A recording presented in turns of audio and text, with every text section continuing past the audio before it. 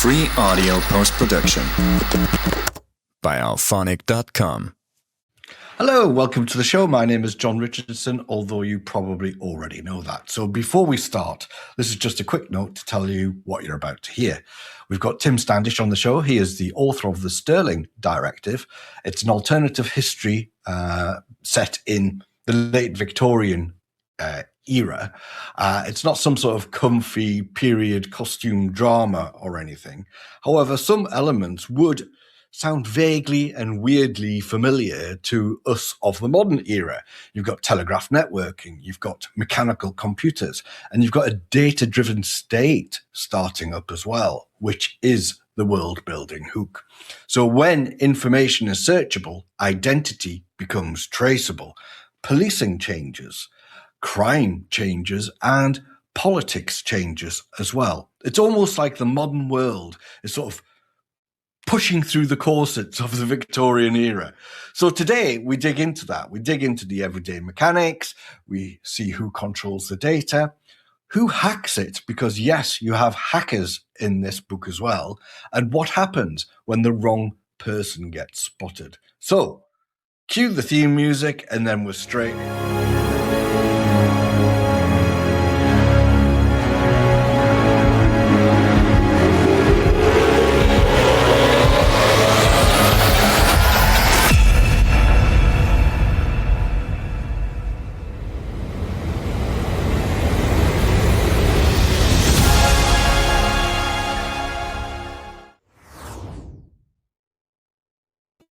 Hello, welcome to the show. Tonight I'm joined by Tim Standish, who is the author of the Sterling Directive, which is an exciting world we've not really covered on this podcast before, or the type of world. So I'm looking forward to the conversation. My name, of course, is John Richardson, and you are listening or watching the Richardson's Rubicon podcast. Hello, Tim. How are you doing? John, yeah, good evening. I'm really, really well, and delighted to be on the podcast. Thanks for having me on. Excellent. You're going to have to tell me a little bit of an outline about this book of yours, the Sterling Directive. Yeah, absolutely. So the Sterling Directive is, I call it an alt historical thriller. It's set in an alternative 1896, late Victorian times, mainly takes place in London. And the alternative history is based on the idea that Charles Babbage, who's conceived the idea of a mechanical computer in the 30s and 40s. So in my timeline, in my book, his computer became a reality. So by the 1890s, you've got these kind of mechanical computers, and you've got a sort of late Victorian London where the kind of computing power and computing access is roughly analogous to sort of 1980s in our timeline, right? So governments and big companies have computers, and individuals are beginning to get them. And of course, it's all connected with the telegraph. So you have a sort of an early sort of internet version. Anyway, into this alternate world, you have the sort of main character, who's a guy called Charles Maddox. Yep. He's been exiled to Canada. At the start of the book, he's coming back from Canada for a crime he didn't commit. So he's exiled for the crime of murder. And if he ever returns to Britain, he'll be immediately executed. He's coming back to Britain at the beginning of the book. He's coming back because his father's not very well, but he also wants to come back and kind of clear his name. So that's the sort of start of things. And he ends up almost immediately being captured by the Bureau of Engine Security, so it's kind of state security apparatus. Hold on. The Bureau of Engine Security. Yes, the Bureau of Engine Security. So in a world where mechanical computers exist, and where the government relies on them incredibly for data, for tracking all kinds of things, including criminals, political activities, etc.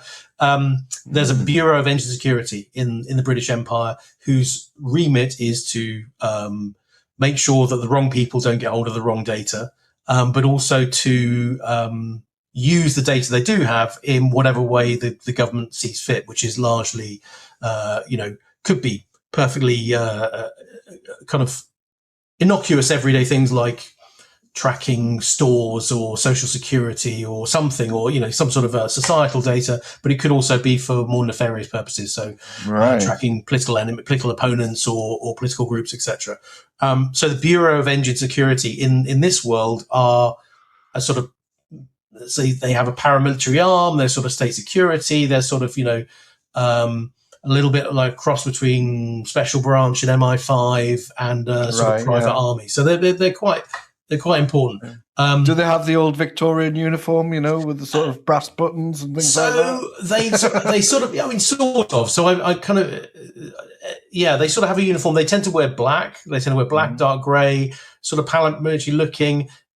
They wear sort of essentially bulletproof vests, but in the book I call them anti-ballistic waistcoats. So they have this sort of anti-ballistic gear on.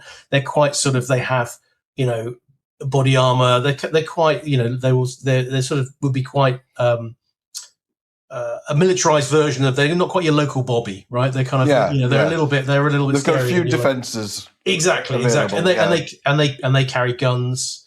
So in this alternate history, you've got automatic weapons. So the sort of early days of automatic weapons was kind of end of the First World War going onwards. You had sort of basic automatic weapons. This is 20 years earlier. They've arrived already. So you've got effectively sort of submachine gun type mechanical weapons these guys use. So they're quite a force to be reckoned with. So Charles, the main character, gets captured by these guys and gets imprisoned in their sort of maximum security prison, which happens to be under the Thames. So it's in Millbank. Millbank used to be a prison where the Tate is now, and kind of the other side of the road there. There used to be a big prison there. Right. And so he's taken there to prison, and he's broken out of prison, this impregnable prison. He's actually rescued by a shadowy agency called the Map Room. So the Map Room is sort of the main sort of, I guess, the good guys they would see themselves as, but that's questionable. And they rescue him and they give him a choice. They basically say, look, you can join us, become an agent, and help us with a conspiracy we need to unravel, or we put you back in your cell. And so he sort of says, well, that sounds like an agency to me. Yeah, let's have a bit think about that. Freedom or death. Yeah. So he joins up and becomes an agent. He gets given a code name, Sterling, as part of the Map Room. That's where the name comes from. Yes, indeed. So the Sterling Directive. So the directive, the mission. This is his first mission as an agent. So hence the Sterling Directive, the title of the book. Wow. What made you think of the late Victorian era and then, I don't know, steampunking it up a bit, I guess? It's kind of, it is, and it's a bit steampunk. I mean, you might say gas punk because it's a bit later than steampunk. I guess I've always been really interested in the Victorian era, the whole of the 19th century, really. Yeah. And then into the kind of early 20th century. The history, the fashion, the kind of the big changes that were going on at the turn of the century. So you've got things like the change, wasn't it? Yeah, you've got Sigmund Freud publishes the Interpretation of Dreams, 1900. Victoria dies, the Edwardian era stuff. So it's a fascinating time, and I really got into steampunk quite early on when it was coming out. Sort of League of Extraordinary Gentlemen, but before then, William Gibson, The Difference Engine. It's something that's been really interesting to me. So when I decided to write a book, it felt like I wanted to write something, because when I started writing a book, I didn't think it would get published. I didn't really think anyone would ever read it apart from me. So I thought, look, if I'm going to sit down and write 80,000 words, I want to be at least interested in the words I'm writing. So I'm going to write the kind of book that I would like to read. So that's why. That's where it came from. That's where it came from. Yeah, brilliant. So, okay, then take me through, I don't know if you can, take me through the day in the life of a normal person, perhaps, in that book, or maybe one of your characters, where you've actually got someone who's working one of these machines as a part of their role. What would that look like?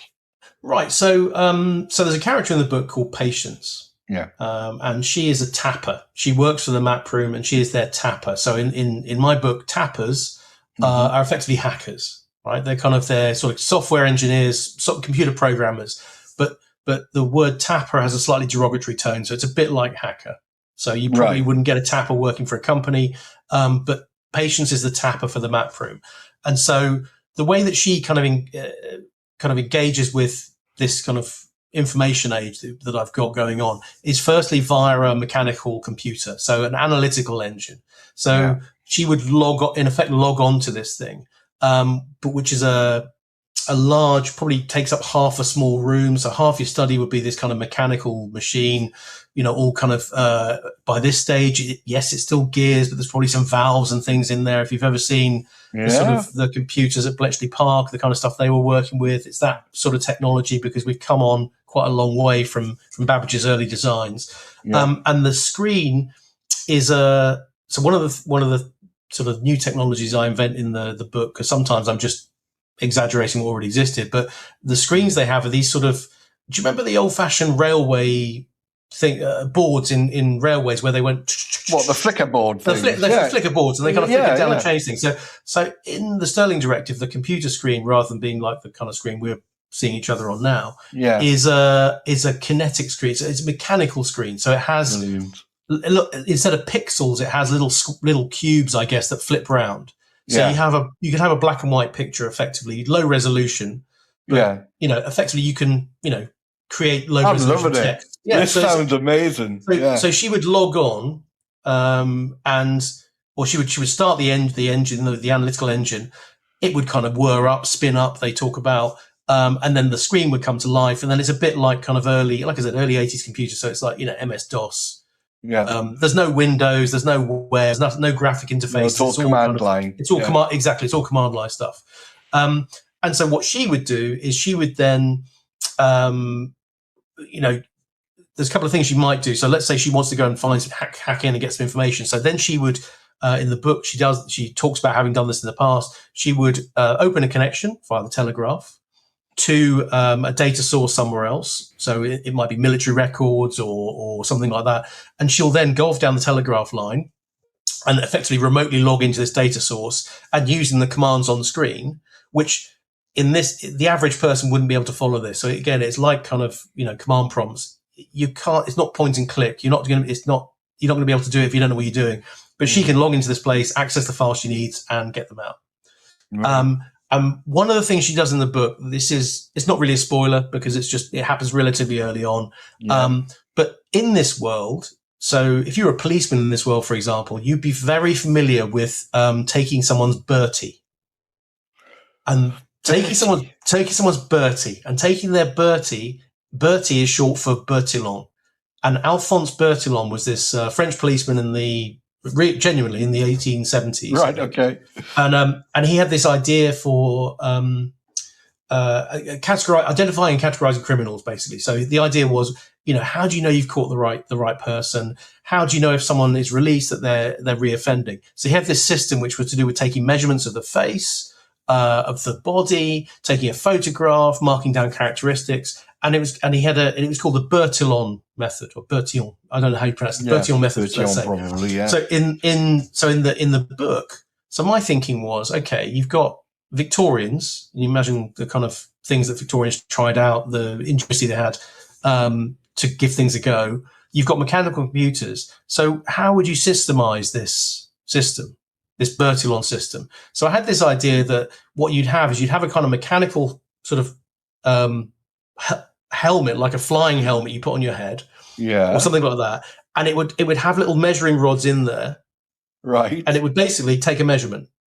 Okay. It would store the measurement in the machine, and then the next time the police captured you, John, they could put the thing on your head, press a button, and it would go, "Yep, that's definitely him," because we've measured, and it would be maybe your face as well. It would take little, So that's taking the Bertie. That's taking someone's Bertie, and their Bertie, amazing. Their Bertie or their Bertie number is one of the ways that you get to track people. So in the book, one of the things this Tapper Patience does is she goes into a database and she plays around with the records so that when the hero, Charles Maddox, takes on a new identity, if his Bertie's ever taken by a policeman, it will tell them that he's somebody else. Right. So that's got to be adjusted to stop that from happening. Yeah. Yeah, exactly. So that's the kind of thing that she might do. So it's. I mean, what she's doing will be very familiar, right? I mean, she's going online, on wire, they call it, on wire. She's accessing data remotely. She's changing the data. She's accessing data illegally. And then she's using it for her own purposes. I mean, it's like the sort of hacker we would see in a film nowadays, but it's just the computer's mechanical. It's an analytical engine. It's over the telegraph. It's slightly different. So, Yeah. That's brilliant. So you mentioned that as a specific tapper type person who we would call a hacker now, right? Yeah, right, yeah, or whatever, yeah. right? So for a normal person, what would be? And you mentioned earlier on in the introduction that it's kind of like the 80s, where you've got various big companies that might have computers. You certainly have some government organizations that would have some computers. Yeah. And then you mentioned, you gave mention of some people may also have, and I guess you're alluding to the age of the ZX80s, ZX81s, and the people having a little mini home computer limited in. Maybe, yeah. It's more like the kind of very early Apple computers, maybe the very early Macs, maybe, but it's kind of they'd be bigger and they'd be quite basic. But it's beginning to happen. It's just beginning to happen. Yeah. So where would these, from a normal citizen's perspective, then? And I'm just trying to get a feel of how this new world would look.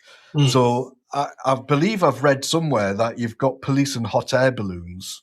Oh, well, they're airships. Airships are okay. So So I'm trying to get a vision of the world and how this technology maps into it. Yeah. So airships are every day, right? Airships are an everyday thing. So so when you're writing a steampunk book, and this is it's a little bit late at steampunk, but I think when I've read lots of different steampunk books in the genre, I think you tend to get steampunk, which is kind of more fantastical and all kind of, well, it's largely said to be quite fantastical.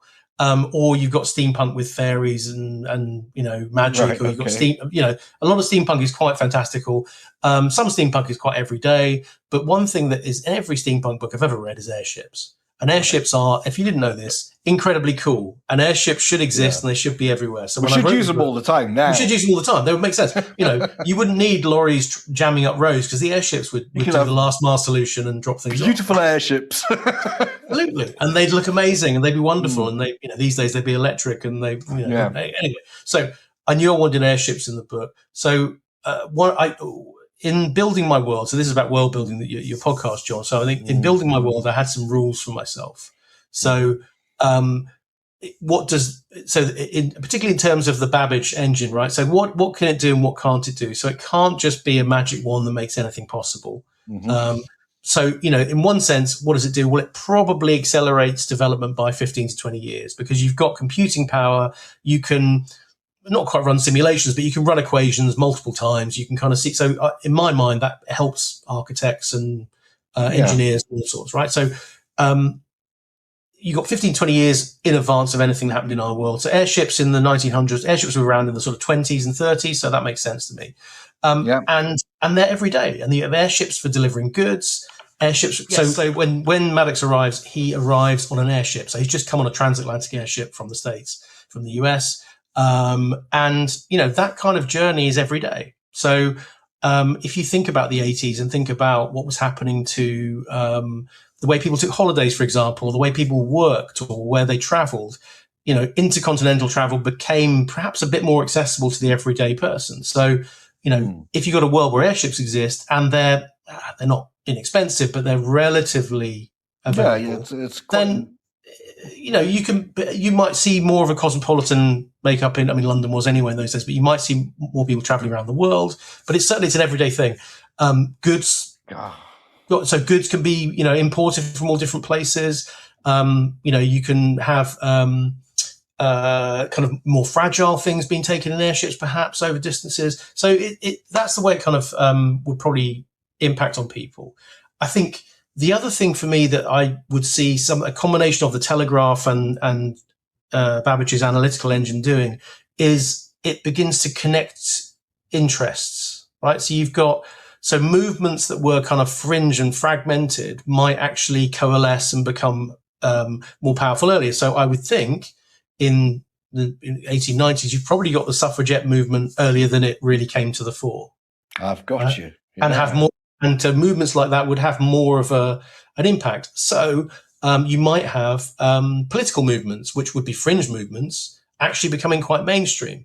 And something that kind of pulls you together is, and this is not really a spoiler, but it's just making it obvious, that in the book, General Gordon is mentioned in the book, okay, as a political candidate on behalf of the Neo-Chartist Party. Now, in my mind, the original charters are back in the sort of 1830s, 40s, something like that, are kind of about personal liberty, etc. So, to my mind, this is a kind of quite a left-wing organisation, neo-chartist. It's about the rights of the common man, etc., etc. And they've got General Gordon as their sort of ex-military figurehead. Now, the thing is, of course, that's quite difficult in our timeline because Gordon dies in Khartoum Right. quite a few years earlier, right? About 12, 13 years earlier. In this book, and then there's a picture of Gordon at Khartoum making his last stand. There's a picture in the National Portrait Gallery or the National Gallery, maybe. In this timeline, there is a picture, but it's him with a rope ladder behind him because an airship's about to take him out and lift him to safety. And the thing about him is he really argued and disagreed with quite a lot of British imperial policy at the time in terms of what they were doing in North Africa and in China. And so I thought, well, if this guy survives, then maybe he's going to turn into a bit of a sort of a firebrand and a bit of an anti-government firebrand. And in this world where the telegraph and computers can help people meet, they can connect, they can share information, they can organize, maybe he's a credible political candidate in 1896 when it takes place. And maybe he's shocking and terrifying the kind of the orthodoxy and the government of the day, the Conservatives, because actually he's so he's not even the Labour, like pre-Labour. It's not even the Labour Party, right? So it's completely out there, populist movement. Yeah. So, which is made possible by for him, ease of communication. But also means communication. Yeah, exactly. So that's I guess an example. I think another everyday might be, what Charles, the central character, uses. I call it a card. It's not like a credit card. He uses a card to pay for something. And in my mind, that was sort of like if you imagine the old computer punch cards. Ah, yes. I remember them well. right. So imagine that kind of thing, but you could carry around with you, and it would in effect have your like account. An ID. It's like an ID. It's like an ID. It's like an account number for you. If you're a wealthy individual, he is, and you bank with a wealthy bank, there's probably not everyone would have one, but wealthy people might have these cards, these payment cards. So he gives a card to someone to make a transaction in order to make payments. So that's the kind of thing you might see beginning to appear in the world. Again, we have to be realistic about the world. And this is the kind of thing I'm quite conscious of when I'm writing this and researching this and building the world. Yes, this communication, this connection can break down barriers. It can change society slightly, but it's still a massively unequal, Victorian, late Victorian, early Edwardian society. So you still have the working class. You still have the people living in slum abject poverty. Exactly. So it's it's what's that thing about the quote from William Gibson, which is one of my favorite quotes, which is the future's already here, but it's just unequally distributed. Yeah. Well, that is actually so true, isn't it? It is so true. Yeah. So that sounds absolutely fascinating. You have definitely got the gist of this podcast. I can tell you that for nothing. Great. So, as your reward, tell us more about your book. So I've kind of given you the setup. What can I tell you about? So it's the plot. I'll tell you. Okay, so basically, so as I said, Maddox becomes Agent Sterling. He works for the map room. You've got some great characters in there. You've got Milady, who's the head of the map room, who's an Indian woman who finds herself in charge of this. Called Milady. She's called Milady, as in Three Musketeers. Yeah, she calls herself Milady. Okay. So that's what she calls herself. You never find out her name. That's just what she calls herself. Right. And then you've got Collier, who's kind of like I liken him to a school teacher at one point. He's kind of, does the strategy and planning. And then you've got a guy called Church, who's built like a boxer, slightly terrifying. And he actually partners up with Sterling, and they go. He's like a strong man, isn't he? He's a strong man. Yeah, he's a kind of he's the muscle. Yeah, he's the muscle. Kind of he's kind of he's a muscle. So, but the directive is the challenge he gets given is, okay, we want you to uncover a conspiracy connected to the Ripper crime. So the Rippers in 1888. This is 8 years later, 96, and towards the beginning of the book, another crime like the Ripper has occurred, and Collier does this briefing in the map rooms kind of building at the beginning, where he sort of talks through and says, look, this has happened.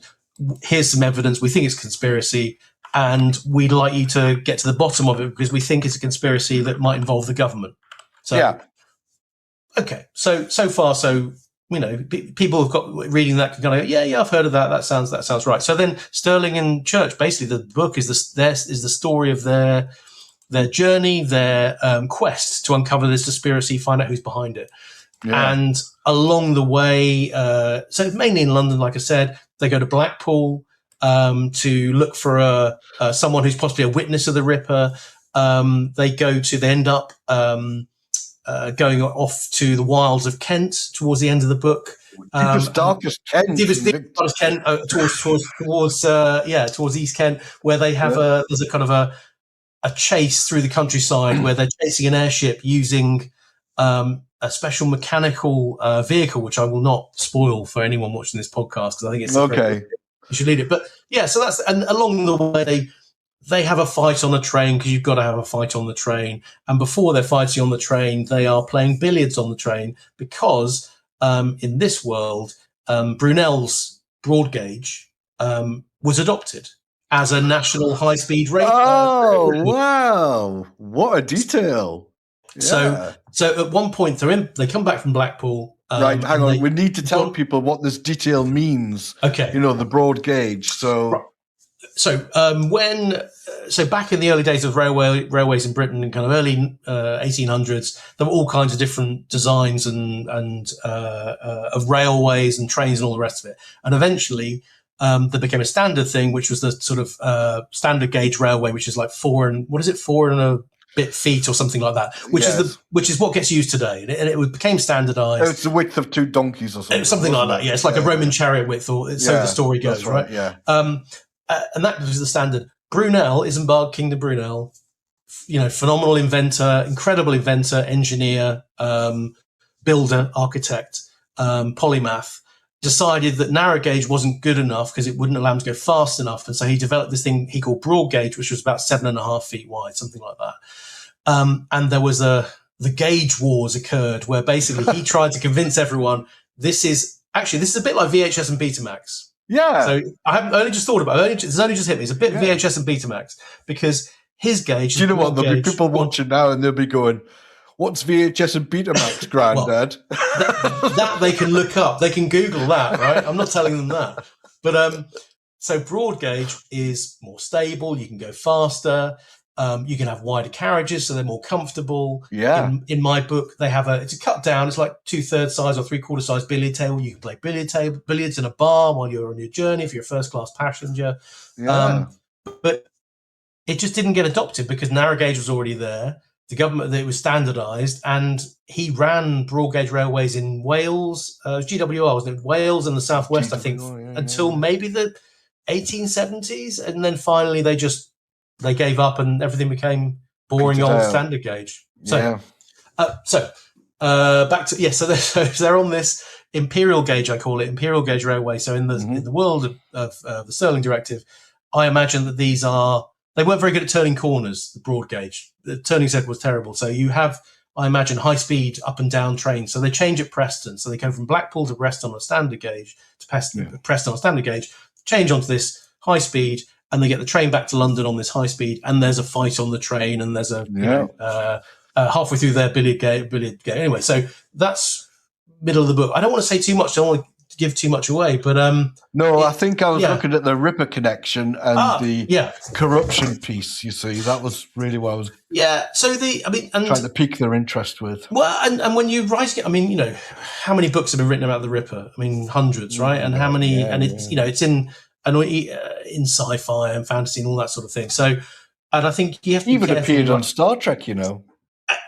I haven't seen that, but I know what you mean. Yeah. So it's kind of everywhere. So, what I wanted to do was to use that as a backdrop, and I guess because it's a shorthand for CD, criminal underworld, 1880s. People get a sense of what it is, but also I didn't want to just go back and rehash the Ripper murders, because it's been done so many times. And also I think you need to be a bit careful when you're writing about it so that it's not at the expense of the victims and it's not prurient and it's not kind of, exploitative in a way. So this is looking backwards. It's a conspiracy around the Ripper murders. And the idea is that it's adjacent, basically. Exactly. So it's governments. So they're not there to solve the murders. They're there to find out who is covering it up. That's their quest. which they do. And they, read the book to find out what happens. But basically, so I have a solution for the Ripper murders in my book, which is there are no unique or obvious solutions, but it's slightly different twist on what normally gets described. But it is a big government conspiracy, and the conspiracy, in fact, ends up involving the Bureau of Engine Security. So there's a part of the Bureau who get involved in this. So the guy who captures and interrogates Sterling in the beginning is involved, it turns out, in the conspiracy. So actually... No, don't say too much. Don't say too much. Sorry. So, but it's fine. It's fine. But that's okay, really is it?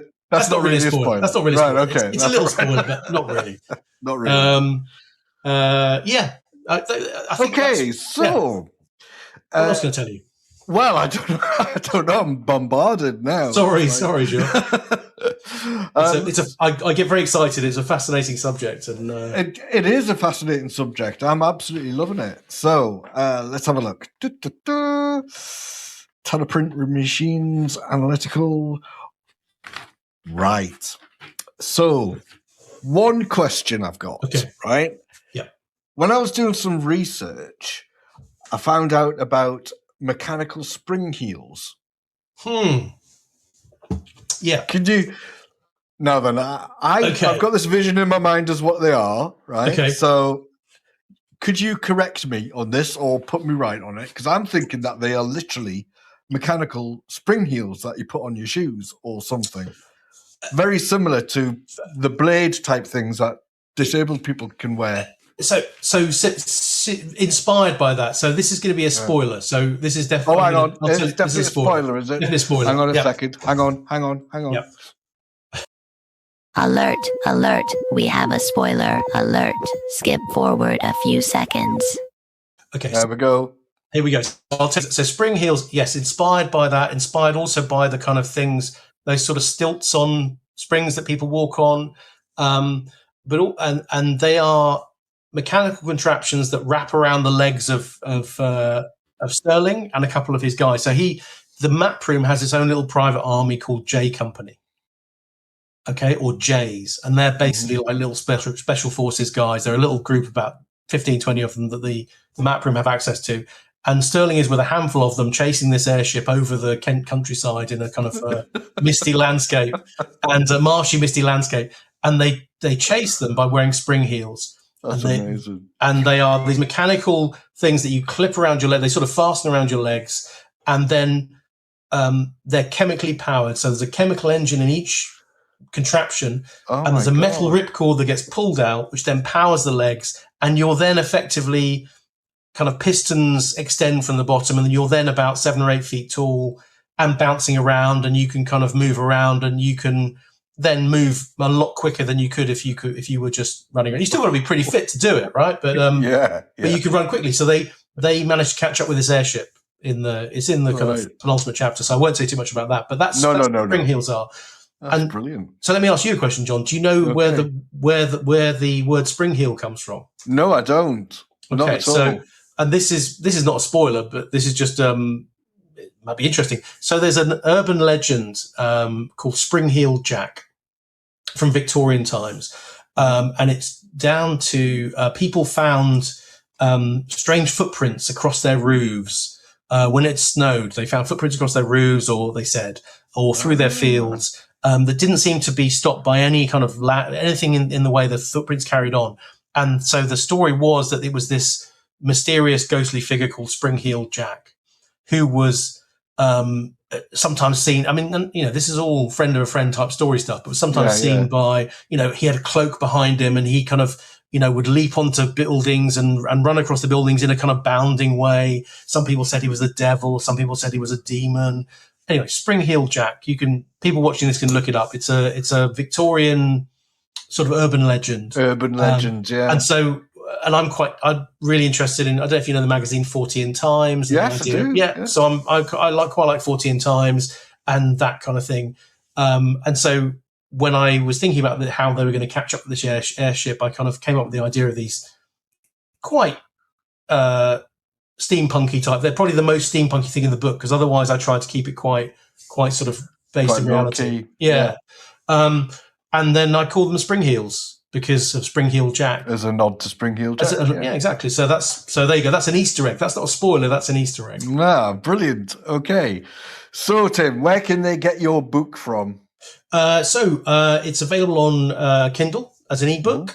It's also available on audiobook. So for those of us who know, what VHS and Betamax are, it's available on CDs, but it's also available on Audible. You can get on Spotify. So if you have an account with Spotify, we have listening hours on your account. The Sterling Directive is available on Spotify as well. And it's read by a guy called Gordon Griffin, who's a fantastic reader. And he was an actor, and then he reads audiobooks, and the publisher put us in touch. And he was the original voice for Mind the Gap on the London Underground, which I absolutely love, that he's the guy reading the book. So that is amazing. What a scoop. And if I suppose I do have some paperbacks, so they're not on, you can't buy the paperbacks on Amazon, but I have a few paperbacks left. If someone watches this and they're part of a reading club or a book club, a book group, they're into steampunk and they'd like some copies for their book group, then they can get hold of me, I guess, via the website, via the comments page afterwards. I'd be very happy to send some copies off to a book group if they're interested in reading the book. Brilliant. Tim, that's fantastic. Have you got anything else to add? Have I got anything else to add? I suppose I sort of feel like I haven't said enough about world building on your world building podcast. Said loads. Okay. Yeah. I suppose maybe I'll just go just to say a general point about world building. And I mentioned William Gibson earlier, and he's one of my favorite authors. And I think the world building that he does is phenomenal, because it just happens, and you have to kind of work out what's going on. So you're not spoon-fed stuff. And the world is presented as if we're people in the world. So you don't always know what things are, and you kind of have to work. And I wanted to try and do that to a certain extent with the Sterling Directive. So to have this... It's like an organic thing, isn't it? Exactly, As you're going along with your point of view, the world is building with that type of thing. Yeah. And when I talked to my editor about this, when he came to the book, and he said, look, really great, couple of points about the beginning. Could you do some kind of prologue just to explain to people about the world? Which is why... there is a prologue, but it's an excerpt from an imaginary history book written by a woman called Maria Corelli, who was a real author, by the way. So she never read this book, but she's a real author. And then her name was lent to all kinds of cookbooks and housekeeping books and stuff like that. So it's Maria Corelli's Guide to History for the Modern Woman or something like that. Anyway, so that's the prologue. And he said, that's great, very rightly, I love it. And he said, there's just one more thing that I need for the readers. He said, do you know when this is happening? I said, oh, yeah, definitely. Like, I've got a whole calendar listed out. I know every single day and everything. He said, great, just tell me. And I was like, what do you mean? He said, well, I'm not quite sure what the year is because some things feel quite modern. I said, oh, it's 1896. He said, okay, just tell me. I said, okay, fine. I guess I could write a conversation between two characters at the beginning where they are. And he's like, no. Just tell me the date at the beginning of the book. And so if you read the Sterling Directive, it says the Sterling Directive, and you see the prologue, and then it says London, 1896. Yeah. And that was my editor's intervention, and I think it's absolutely brilliant, and I think it's a fantastic way to start the book. So it properly anchors it, doesn't it? So I think so. So maybe that's a point about world building, that you don't always have to be clever. Sometimes it's good to be clever about it, but I think sometimes you can just be helpful. Helpful. Just be helpful. Yeah. But anyway, it's been really fantastic to have a chance to talk. All right. Well, thanks very much for appearing, and I hope to speak to you again soon. Thanks very much, Tim. That'll be amazing. Thanks, John. All the best. Take care.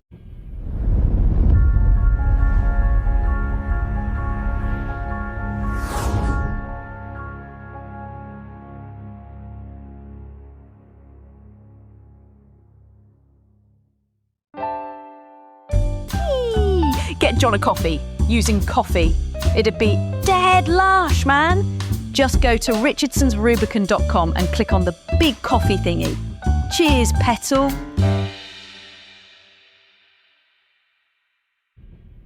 Hello, this is the annoying bit at the end where the podcast hosts say, subscribe wherever you get your podcasts from, Well, of course you can do that, but you can also visit the website at richardsonsrubicon.com.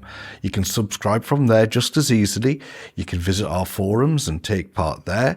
You can also read all of the episode show notes. There's some archive stuff as well. And if you're in the mood and you're a writer and you've made some terrible, terrible errors in the past, you can also use our anonymous confessional and let it all rip. I think that's about it. So see you next time. Don't forget richardsonsrubicon.com.